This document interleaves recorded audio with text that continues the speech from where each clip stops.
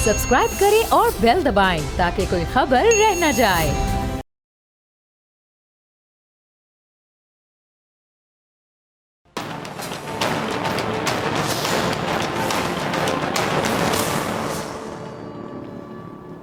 अस्सलामुअलैकुम नाज़रीन, मैं हूं डॉक्टर फ़िज़ा अकबर खान और मैं हूं पाकिस्तान और आप देख रहे हैं पाकिस्तान के सबसे बड़े न्यूज़ चैनल का नंबर 1 प्रोग्राम ऐसे नहीं चलेगा। 2018 के आम इंतखाबात में मुस्लिम लीग नून ने रियासत मुखालिफ बयानिए के बल पर हिस्सा लिया, लेकिन कह लें कि ये बयानिया अवाम में मकबूल ना हो सका क्योंकि अवाम ये समझती है कि पाक फ़ौज ने मुल्क से दहशत गर्दी को ख़त्म करने में बहुत बड़ा किरदार अदा किया, कलीदी किरदार अदा किया। हर किस्म की मुसीबत में फ़ौज अवाम के साथ खड़ी नज़र आई, तो ऐसे में अवाम के लिए ये कबूल करना नामुमकिन था, बहुत मुश्किल था कि कोई उठकर उन इदारों के ख़िलाफ़ बात कर दे। शायद कहने कि यही वो गलतियाँ जिनके बारे में शहबाज शरीफ साहब अब अलग कह उठे हैं, कह रहे हैं कि जी उन गलतियों से सीख कर आगे बढ़ना चाहिए। शहबाज शरीफ साहब अब मज़ामत के बयानिए की लकीर को मिटाकर कह लें कि मुफाहमती सियासत की लकीर खींचना चाहते हैं, क्योंकि सियासी तजियाकारों की ये राय है कि अगर मुस्लिम लीग नून ने अपनी मौजूदा पॉलिसी को तब्दील नहीं किया तो आइंदा इंतखाबात में नून लीग को पहले से भी ज़्यादा ज़रा सोचिए शदीद सियासी झटका लग सकता है। अब जैसे कि नाज़रीन, अगर बाउलर बैट्समैन को एक ही तरह की गेंद कराता रहे तो बैट्समैन भी बिलाखिर समझ जाता है ना। ठीक इसी तरह अवाम भी ये समझ चुके हैं कि इलेक्शन हारने के बाद धांधली का शोर मचाने की रिवायत अब बड़ी पुरानी हो गई है, घिसी पिटी हो गई है। अब अवाम ये नहीं चाहते कि उनके दिए गए वोटों को मशकूक बनाया जाए, और ये बात शहबाज शरीफ साहब समझ रहे हैं और बड़े भाई को इस पर कायल करना चाहते हैं, उनको समझाना चाहते हैं। लेकिन हकीकत ये भी है कि नून लीग के कायद से इख्तिलाफ़ करने वाले साइड लाइन कर दिए जाते हैं, कॉर्नर कर दिए जाते हैं, खुड्डे लाइन लगा दिए जाते हैं। जावेद हाशमी, चौधरी निसार इसकी ज़िंदा मिसाल हैं। चौधरी निसार तो इसलिए अपनी पार्टी के आदत से नाराज़ हो गए थे, आपको याद होगा कि जी मरियम को पार्टी की ड्राइविंग सीट पर क्यों बिठाया गया। बिल्कुल सही था उनका मौक़िफ़ कि क्यों बिठाया गया मरियम को ड्राइविंग सीट पर। और चौधरी निसार का जो मौक़िफ़ है ये था कि मरियम सियासत में नई है और ना तजुर्बाकार है, इतना उनका एक्सपीरियंस नहीं है।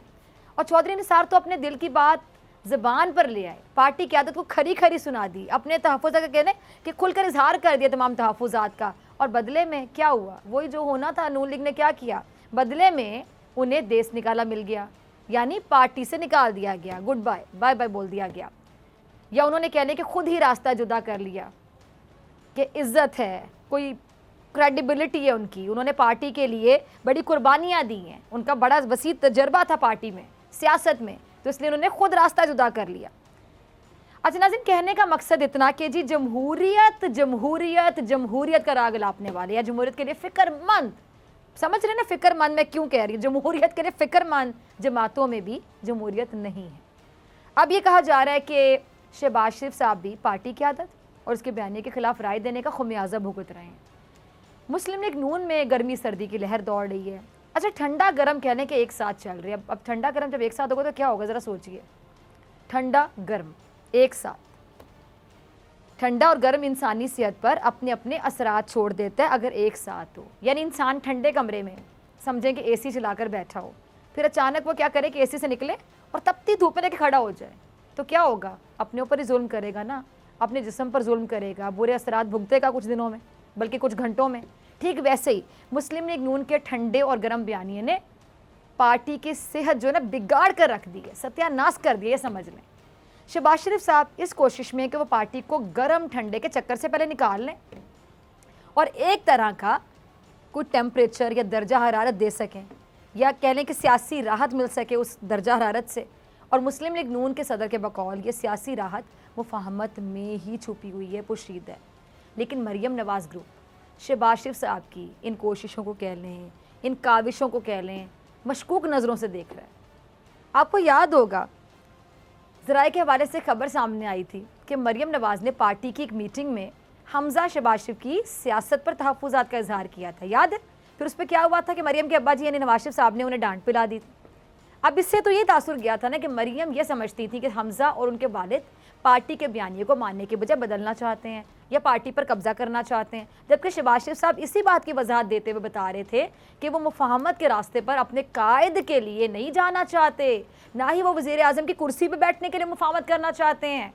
शहबाज शरीफ साहब कहते हैं कि अगर नवाज शरीफ अटक जेल गए तो वो भी अटक जेल गए, अगर नवाज शरीफ अडियाला जेल गए तो वो भी अडियाला जेल गए।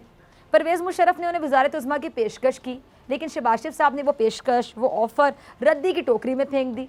फिर शहबाज शरीफ ने 2018 के इंतखाबात में भी वज़ीर आज़म बनने की पेशकश की बात को गोलमोल कर दिया। और वाकिफ़ान हाल क्या बताते हैं कि शहबाज शरीफ साहब को 2018 के जो इंतखाबात थे, आम इंतखाबात, उससे पहले वज़ीर आज़म की मशरूत पेशकश हुई थी कि अगर वो मरीम नवाज़ और नवाज शरीफ के ख़िलाफ़ जाते हैं तो वो वज़ीर आज़म बन सकते हैं। लेकिन बकौल शहबाज शरीफ साहब के उन्होंने उस ऑफ़र को भी ठुकरा दिया था। अब अगर मरीम का खदशा दुरुस्त होता है तो फिर इस एतबार से तो शहबाज शरीफ साहब बहुत पहले वज़ीर आज़म बन चुके होते हैं ना। और इसमें शक वाली कोई बात नहीं है कि मुल्क के जो हालात हैं वहाँ तमाम सियासी जमातों को मिलकर मसाइल का हल निकालना होगा। लेकिन इसके लिए एक काम करना पड़ेगा जो कि इन लोगों के लिए शायद बहुत मुश्किल है। नामुमकिन तो कुछ भी नहीं होता, मुश्किल होता है। अगर ये कर लें तो क्या ही बात है। वो क्या है जी कि ज़ातियात और जो इख्तिलाफात है उससे बाहर आना हो। वज़ीर आज़म इमरान खान समेत हुकूमती सफ़ों में से भी अपोजिशन के साथ मुफाहमत की बातें सुनाई दे रही हैं। और शेख रशीद साहब वो शहबाज शरीफ साहब के सबको साथ लेकर चलने वाली बात पर खुशामदीद कहते हैं। शेख साहब का क्लिप होगा, ज़रा चलाइएगा। अच्छा सुना आपने शेख रशीद साहब क्या कह रहे हैं, और ये कहते भी आए हैं, पहली बार नहीं कहते आए हैं कि जी नून लीग में दो पार्टी हैं, एक नवाज शरीफ साहब की पार्टी है और एक छोटे भाई शहबाज शरीफ साहब की पार्टी है। और शेख रशीद साहब ने पहले ये भी कहा था कि जो शहबाज शरीफ साहब की पार्टी है वो शेख रशीद साहब की पार्टी है। यानी शेख साहब पहले ये बात पहले भी फरमा चुके हैं कि हुकूमत को शहबाज शरीफ साहब के साथ चलने में कोई मुश्किल नहीं है। और इन्होंने ये भी कहा कि जी शहबाज शरीफ माजी को भुला कर आएँ, मुज़ाकरात के दरवाजे खुले हैं, और अगर वो माजी को भुला कर बात करना चाहते हैं तो इलेक्ट्रॉनिक मशीन से बिस्मिल्लाह करें। अब शेख रशीद साहब एक बात तो ये क्लियर कर रहे हैं कि नून लीग की लड़ाई से इमरान खान को नुकसान नहीं बल्कि फ़ायदा होगा। और शेख साहब ने पहले भी अपोजिशन को नालायक कहा था, और वो इस वजह से कहा था कि अपोजिशन पहले अपोजिशन से लड़ती रही और अब नून लीग से लड़ रही है। लेकिन शेख रशीद शहबाज शरीफ साहब को लेकर नरम गोशा रख रहे हैं, बल्कि अब तो हुकूमती तर्जुमान की तनकीद की जो नोक पर कह लें कि शहबाज शरीफ साहब कम और मरीम नवाज़ ग्रुप जो है वो ज़्यादा दिखाई देता है। अब हुकूमत शहबाज शरीफ साहब को माजी को भुलाकर साथ चलने की बात कर रही है, और शहबाज शरीफ साहब भी ऐसा ही चाहते हैं। यानी कह लें कि शहबाज शरीफ साहब और हुकूमत की केमिस्ट्री जो है ना मैच हो रही है। अब शहबाज शरीफ साहब ने एक बार ऐवान में खड़े होकर इमरान खान साहब को कहा था कि आपने तो अपोजिशन को दीवार से नहीं लगाया बल्कि दीवार में चुन दी है, जिस पर वज़ीर आज़म समेत ऐवान में मौजूद तमाम अरकान हैं। उन्होंने, आपको याद होगा, शहबाज शरीफ साहब की इस बात पर कहका लगाया था। शहबाज शरीफ साहब ने उस वक्त भी हुकूमत के साथ गिले शिकवे किए थे, लेकिन मिसाके मईशत के ज़रिए हुकूमत के साथ चलने की पेशकश भी की थी, आपको याद होगा। अब जो सिचुएशन है ना नाज़रीन, लग ऐसा रहा है कि अगर शहबाज शरीफ पार्टी को लीड करने की पोजीशन में आ गए, तो हुकूमत के साथ उनकी खूब बन सकती है। और अगर शहबाज शरीफ पार्टी की कह लें कि फ्रंट सीट पर बैठ जाते हैं तो इंतखाबी इस्लाहात में भी वो हुकूमत के साथ बैठ जाएंगे, और इस तरह फिर ऐन मुमकिन है कि शहबाज शरीफ और हुकूमत इलेक्ट्रॉनिक वोटिंग पर अग्री कर जाएं। और अगर ऐसा हो गया तो मरीम नवाज़ ग्रुप क्या करेगा, ये बात बर्दाश्त कर ही नहीं सकता, आपको पता है, क्योंकि धांधली का रास्ता बंद हो जाएगा। और शायद यही सब देखते हुए, ये पूरी सिचुएशन है, सब कुछ देखते हुए शेख रशीद साहब ने शहबाज शरीफ साहब की तरफ इंतखाबी इस्लाहात का पत्ता फेंका है। शहबाज शरीफ और हुकूमत की सोच में आपको पता है ज़्यादा फ़र्क नहीं है। शहबाज शरीफ भी कह लें कि ग्रैंड डायलॉग की बात करते हैं, और हुकूमत भी अहम मामलात पर अपोजिशन को साथ लेकर चलना चाहती है। लेकिन अब क्या कहें आप, अब अहम मामलात पर हुकूमत और अपोजिशन के सेम पेज पर आने को मरीम नवाज़ सेम पेज अगर समझती हैं तो क्या कहें फिर। और यहीं से बयानिए का टकराव शुरू हो जाता है, और ऐसा वैसा टकराव, इतनी बड़ा टकराव। लेकिन शहबाज शरीफ साहब अभी भी पूरी कोशिशों में है कि किसी तरह से वो मरीम नवाज़ को पीछे करके खुद आगे हो जाएं ताकि पार्टी के मामलात संभाल लिए जाएं। शहबाज शरीफ अपोजिशन को लेकर हुकूमत और इदारों के दरमियान मजबूत राब्ता बनाना चाहते हैं, लेकिन उनकी जमात में मौजूद जो मज़ाहमत का बयानिया है ना, उनका रास्ता रोके हुए।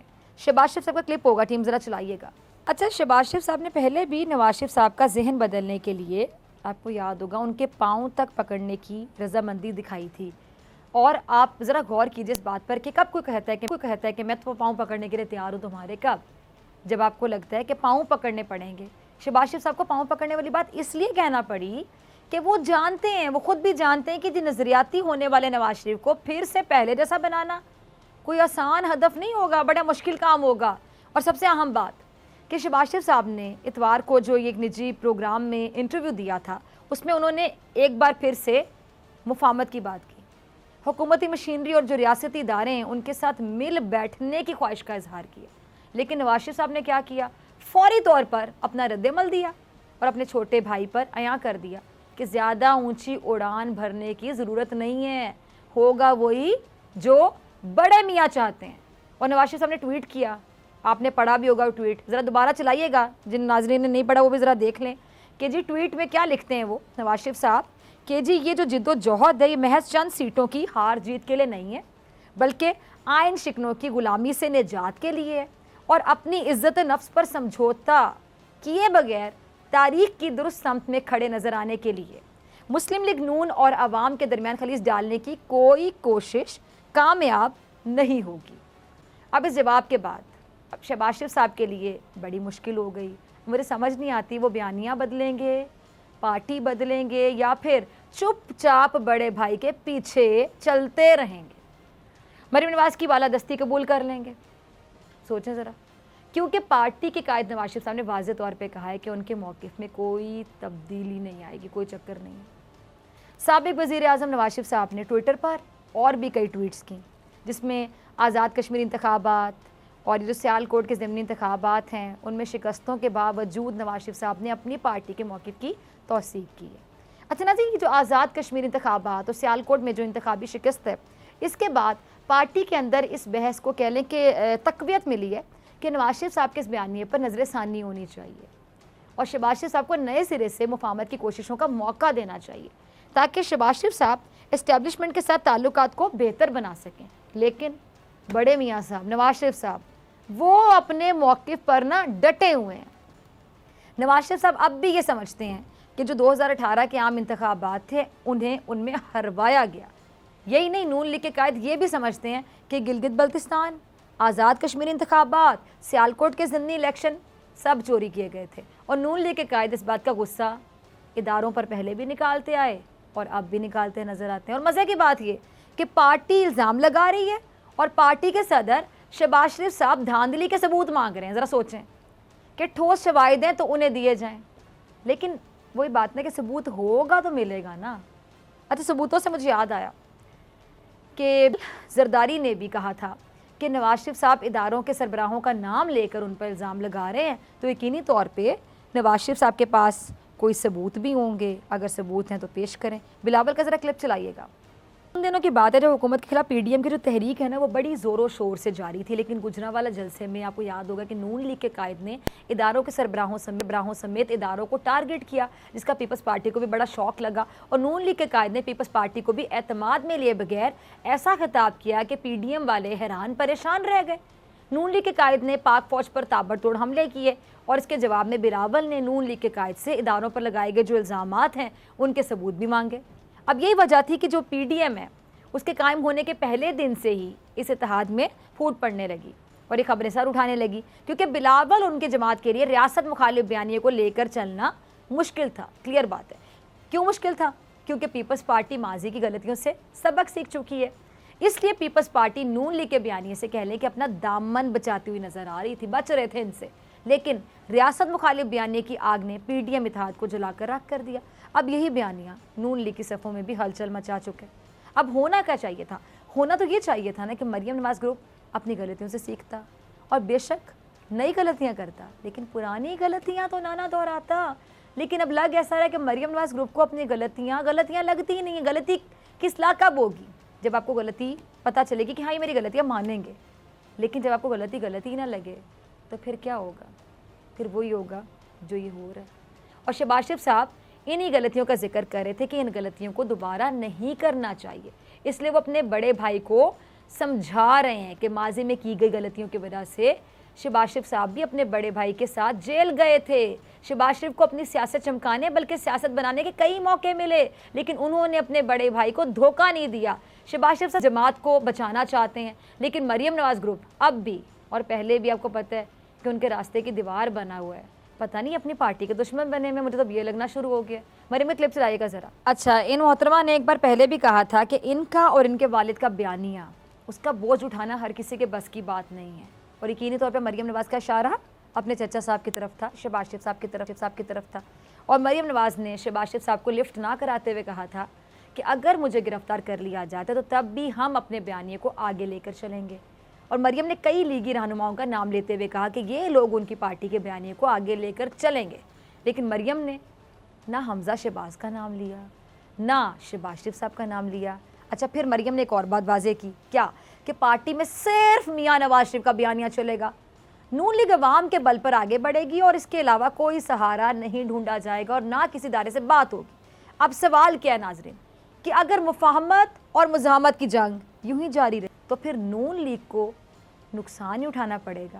लेकिन इस तरह हुकूमत और अपोजिशन में एतमाद भी बहाल नहीं होगा और जो कौमी मसाइल हैं वो भी कह लें कि जूं के तू रहेंगे। और इसलिए मुस्लिम लीग नून को बयानिए की इस जंग का मेरे ख्याल से ख़ात्मा करना होगा, अपने आपस के इख्तिलाफात को भूल कर आगे बढ़ना होगा, वरना ऐसे नहीं चलेगा। मिलते हैं ब्रेक के बाद।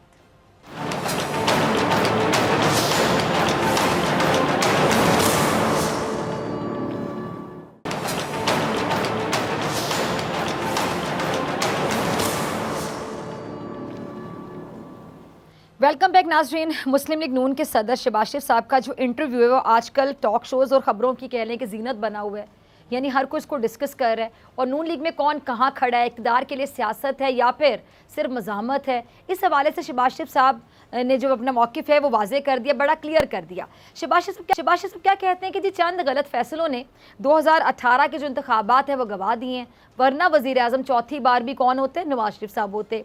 अच्छा नाज़रीन, गलत फ़ैसले किसके थे और क्या तन्हा नवाज शरीफ साहब, सिर्फ नवाज शरीफ साहब उन गलत फ़ैसलों के ज़िम्मेदार हैं, ये सवाल है। इस हवाले से शाहिद काका नवाज़ी साहब कहते हैं कि कोई गलत फ़ैसले नहीं किए गए। देखा जाए तो शहबाज शरीफ साहब जो बात कह रहे हैं, शाहिद काका नवाज़ी साहब उसी बात का जवाब दे रहे हैं कि कोई गलत फ़ैसले किए ही नहीं गए। पार्टी रहनुमा पार्टी सदर के बयान को ही दुरुस्त नहीं समझते, दोनों की बातों में तजाद भी है। अच्छा, हुकूमत भी दावा कर रही है कि जी नून लीग 2 हिस्सों में तकसीम हो गई है, जबकि लीगी की आदत साफ साफ तरदीद करी कि नून और शीन अलग नहीं हो सकते। अच्छा, ये दोनों मुस्लिम लीग नून की ताकत है, उनका ये कहना है। अब शेख रशीद साहब वो तो कई बार कह चुके हैं, एक बार नहीं बड़ी बार उन्होंने कहा है कि जी नून और शीन जो है वो अलग होने वाले हैं, और कहते हैं कि जी नून लीग और शीन लीग में मुफाहमत और मज़ामत की लड़ाई है, इक़्तिदार के भूखों के जुमे बाजार को पजीराई नहीं मिलेगी, उनकी मज़ामत और मुफाहमत की पॉलिसी नाकाम होगी, सब टाइम टाइम फिश हो चुके हैं।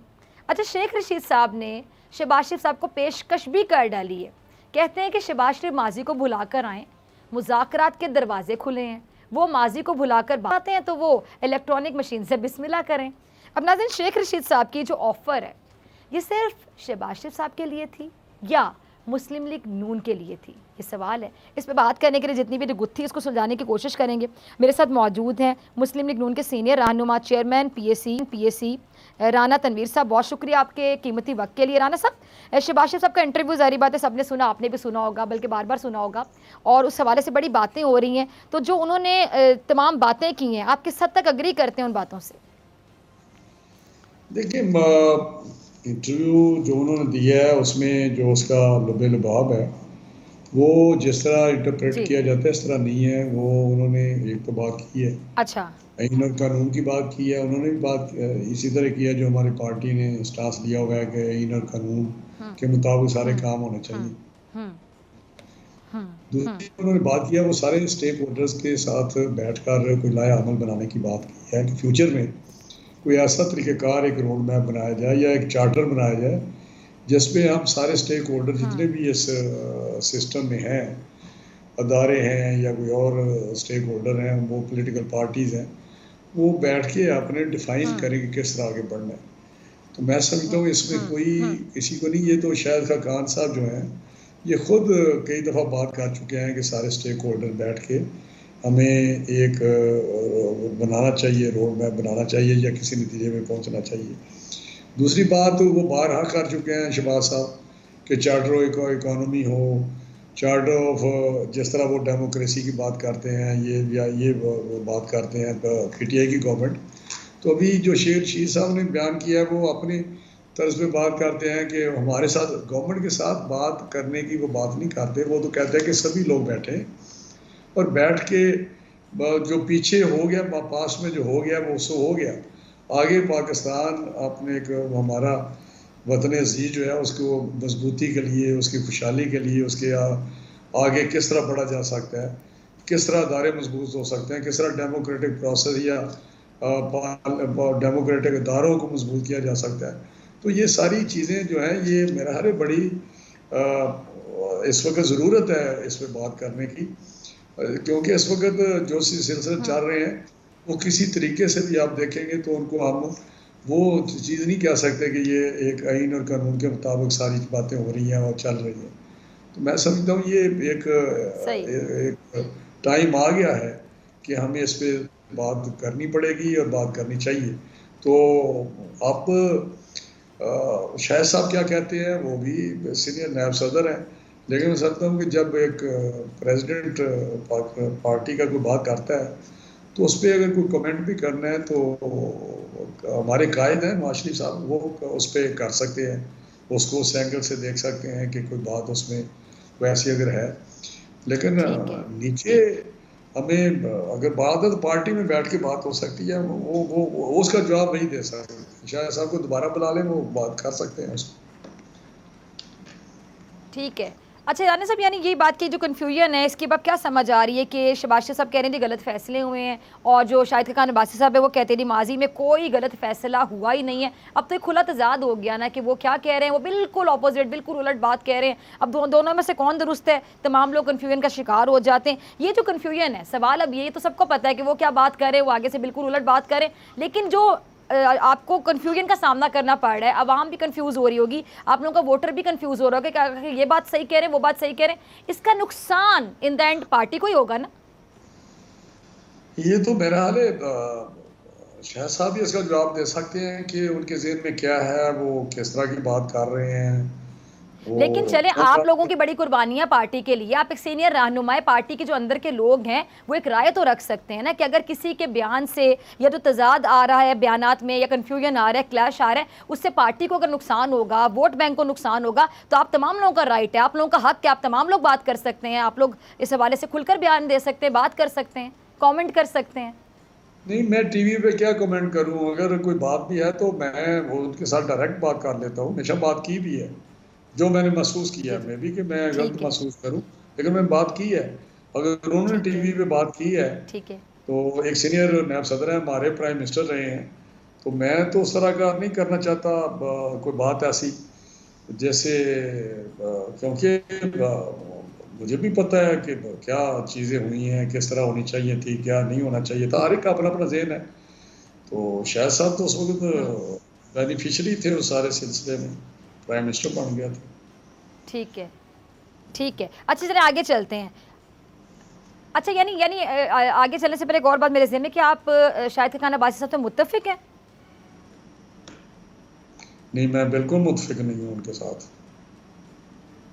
आप बिल्कुल मुत्तफिक नहीं है, ठीक है जी, आगे चलते हैं। क्योंकि मैं ठीक है जो हमारे प्रेसिडेंट हैं पार्टी के, अगर वो बात करते हैं कि अगर कोई बात है तो उनके साथ पार्टी मीटिंग होती है हमारी, और छोटी सतह पे भी होती है, उसमें बात हो सकती है। इस तरह टीवी पे जाके अपने प्रेसिडेंट को इस तरह कमेंट करना मैं मुनासिब नहीं समझता।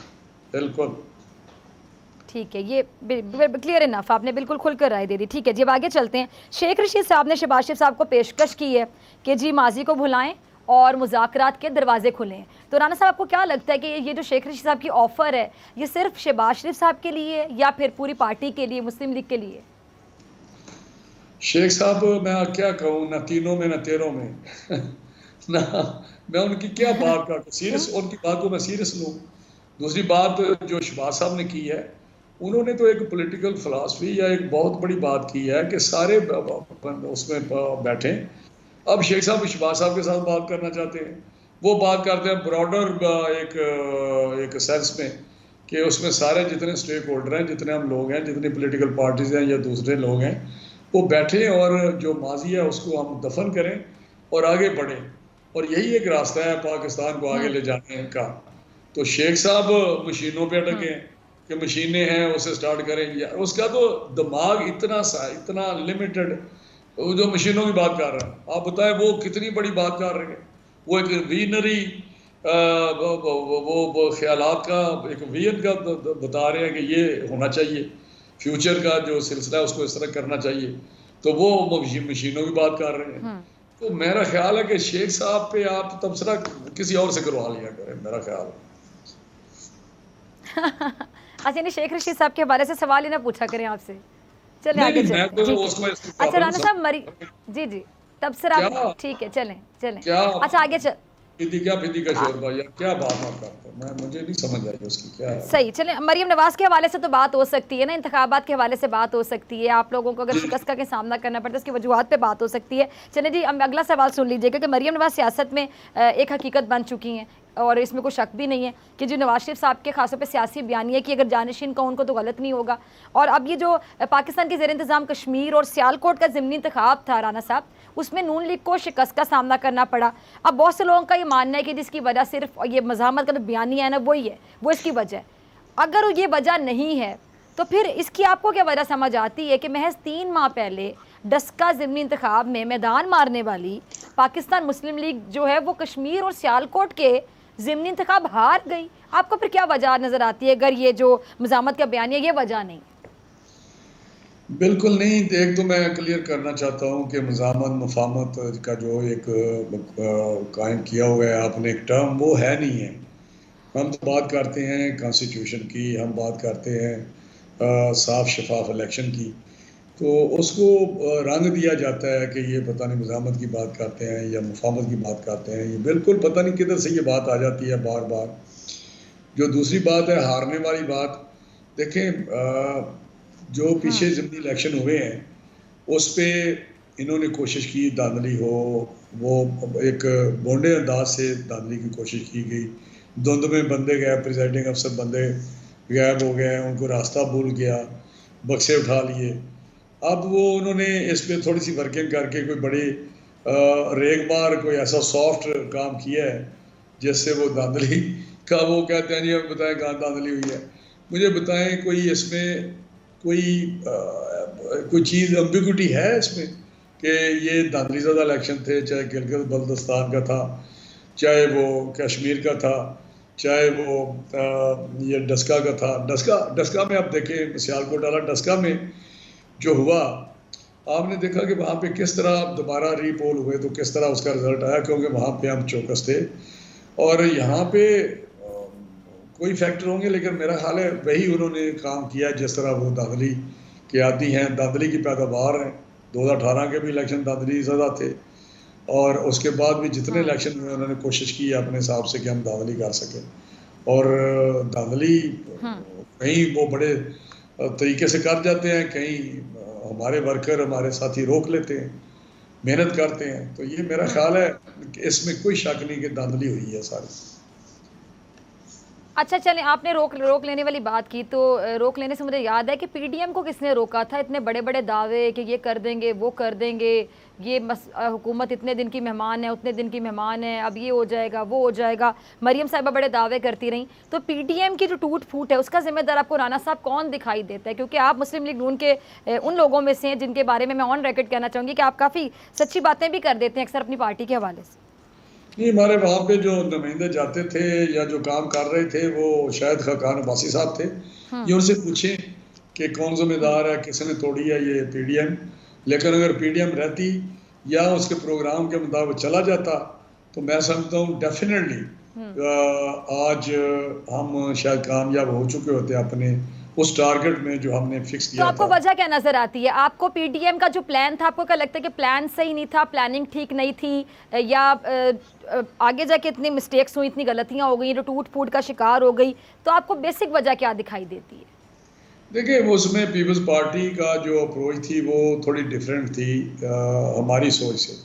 हमारी सोच थी कि हमने मोबिलाइजेशन कर लिया है, हमने पब्लिक मीटिंग्स की हैं, बहुत बड़े बड़े जलसे किए हैं। अच्छा। और अब इतनी मोबिलाइजेशन हो गया कि अगर हम धरना दें और उसके साथ हम रेजिग्नेशन दें, जो 156 के करीब हैं या 160 के करीब हैं हमारे लोग, तो ये कभी भी निज़ाम ठहर नहीं सकता। और पीपल्स पार्टी की जो बात थी वो कहते थे कि नहीं, हमें जो कॉन्स्टिट्यूशन में दिए हुए हैं तरीके, वोट ऑफ नो कॉन्फिडेंस करें, अदम एतमाद। अच्छा, पीपल्स पार्टी के अलावा अगर राना साहब मैं बात करूँ, शायद के कारण अब्बासी साहब किस हद तक आपको जिम्मेदार दिखाई देते हैं? उनकी स्ट्रैटेजी, उनकी हिकमत अमली से आप सेटिस्फाइड हैं? आपको लगता है कि ठीक थी या वहाँ पे बहुत ज़्यादा फ्लॉज थे? नहीं, मुझे इतना डिटेल नहीं पता कि वो वहाँ क्या करते रहे हैं, वो वहाँ क्या, क्योंकि मुझे तो ऑन बोर्ड मैं कभी भी नहीं हुआ पीडीएम की मीटिंग से या उनकी स्ट्रेटजी, या जो हमें तो हुक्म होता था हम उस पर अमल कर देते थे।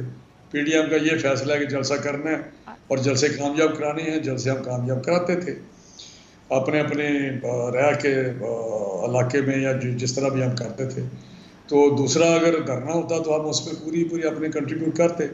रिज़ाइन थे तो रिज़ाइन हमने दे दिए थे।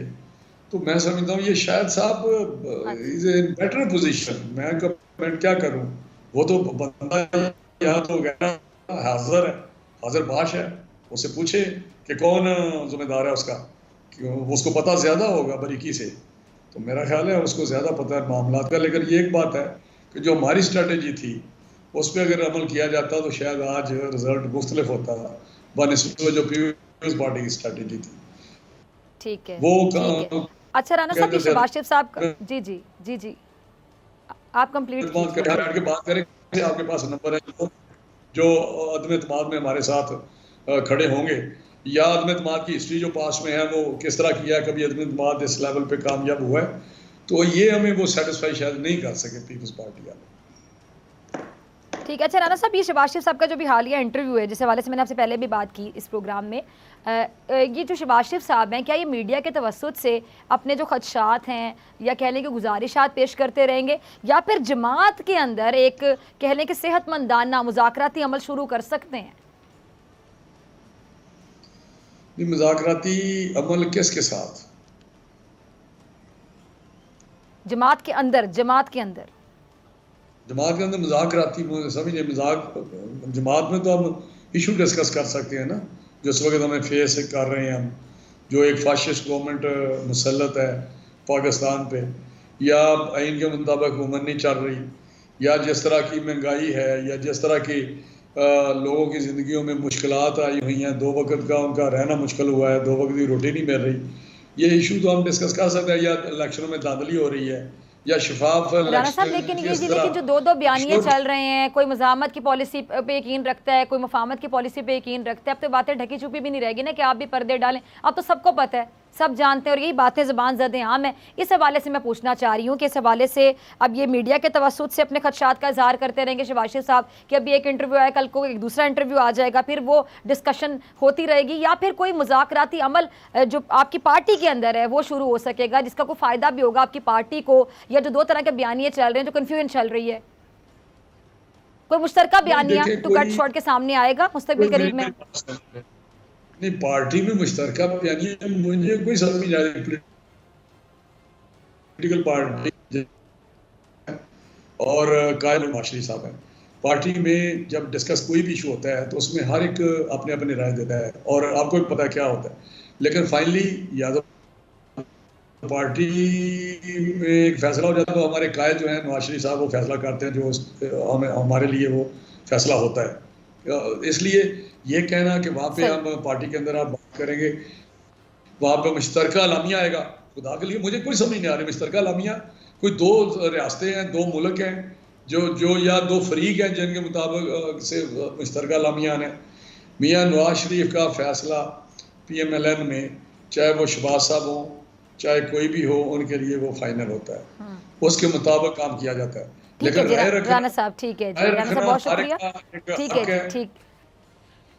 ठीक है, राय रखना हर एक का हक है। ठीक है जी राना तनवीर साहब, बहुत शुक्रिया आपके वक्त के लिए। मुझे ब्रेक पे जाना है, ब्रेक से वापसी पे सदीक जान मेरे साथ मौजूद होंगे अपनी बड़ी खबर के साथ।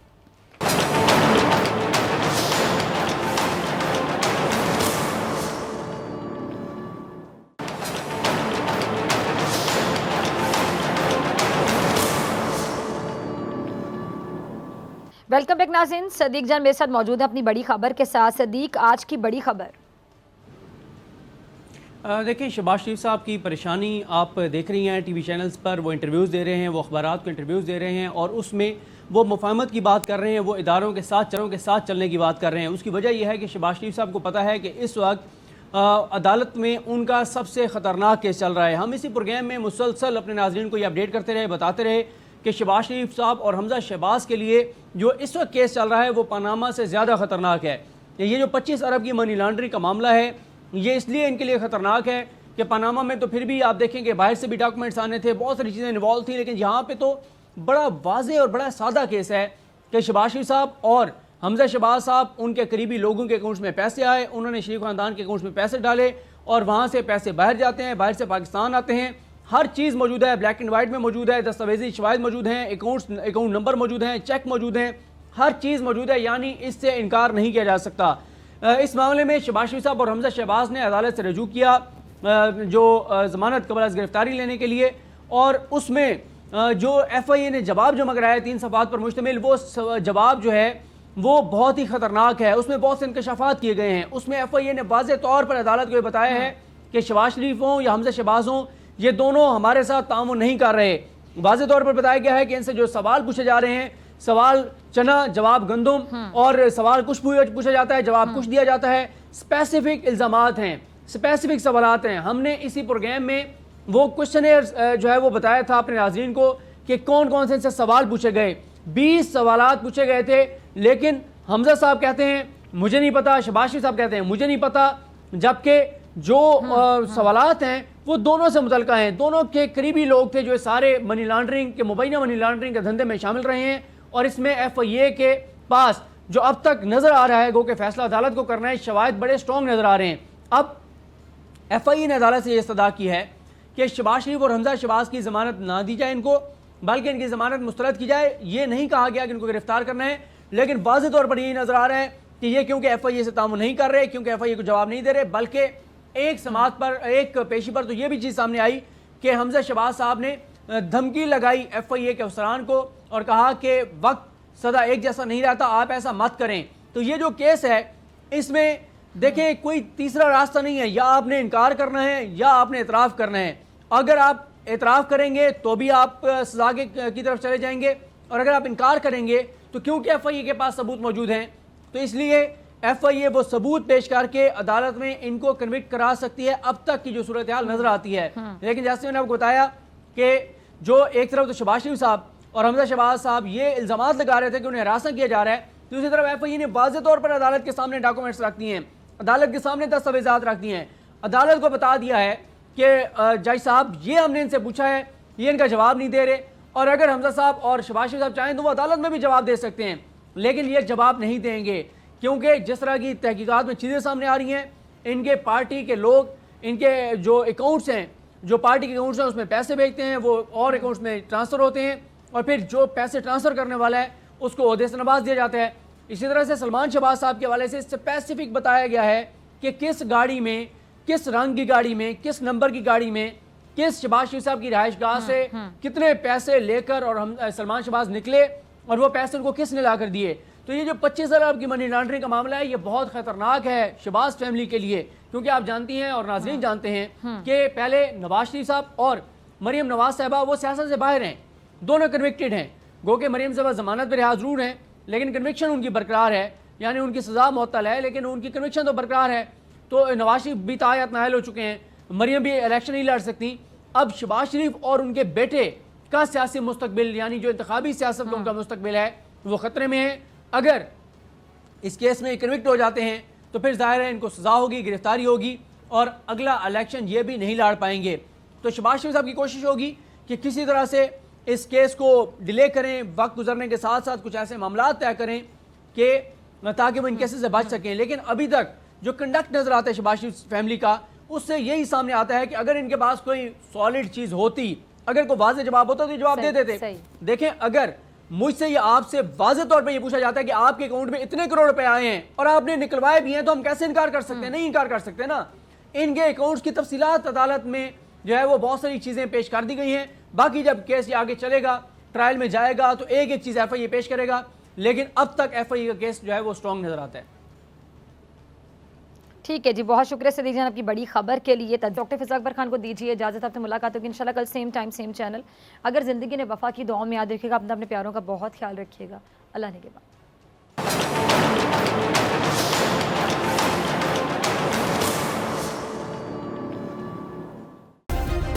सब्सक्राइब करें और बेल दबाएं ताकि कोई खबर रह न जाए।